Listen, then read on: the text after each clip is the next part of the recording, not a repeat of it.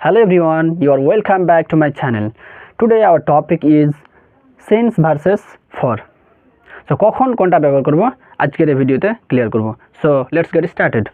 দেখো সিন্স আমরা তখন ব্যবহার করব যখন কোনো বাক্যে থেকে এই কথাটা উল্লেখ করবে, আর ফর মানে এটা যখন বোঝাবে ধরে, যেরকম আমি সকাল থেকে ক্রিকেট খেলছি, থেকে আরেকটা বলছি যে আমি 2 ঘন্টা ধরে ক্রিকেট খেলছি। তো এইরকম সিচুয়েশনে আমরা ফর ব্যবহার করবো। তো এখন দেখো একটা করে আমরা ক্লিয়ার করব। দেখো কী বলছে, since exact point of time, মানে আমি সকাল থেকে অথবা সকাল 7টা থেকে সকাল 8টা থেকে এরকম। I have been playing cricket since morning. Since morning, আমি সকাল থেকে ক্রিকেট খেলছি, এখানে বলেছে সিন্স মর্নিং মানে থেকে।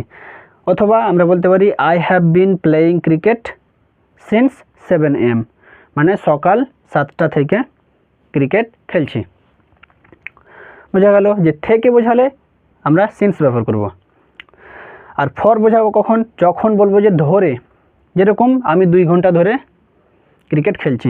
I have been playing cricket for 2 hours. For 2 hours এখানে বুঝিয়েছে যে 2 ঘন্টা ধরে।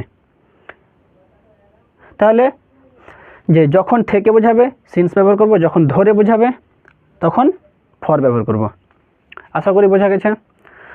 তো thank you for watching, like, share and follow for more English tips.